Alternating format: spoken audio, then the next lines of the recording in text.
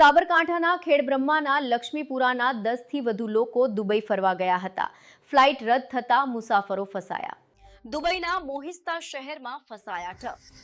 ભારત સરકાર દ્વારા તાત્કાલિક રેસ્ક્યુ કરવા માંગ છે। જોઈએ શું કહી રહ્યા છે એ લોકો જે ફસાયા છે।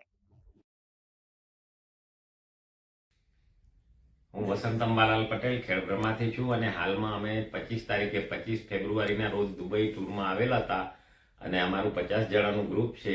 આજે 3 તારીખે રિટર્ન ફ્લાઇટ હતી, પણ આ એરસ્પેસ બંધ હોવાને લીધે અમે અહીંયા દુબઈ એક હોટલમાં રોકાયેલા છીએ અને અમને સત્વરે અહીંયાથી ઇન્ડિયા લઈ આવવા માટેની વ્યવસ્થા થાય એવી અમારી વિનંતી છે। અને આજથી હોટલવાળા પણ અમારી પાસેથી ચાર્જ વસૂલ કરે છે, એની પણ કોઈ પણ વ્યવસ્થા થાય અને સત્વરે અમને અહીંયાથી ઇન્ડિયા આવી શકીએ એવી વ્યવસ્થા થાય એવી અમારી નમ્ર વિનંતી છે આપશ્રીને।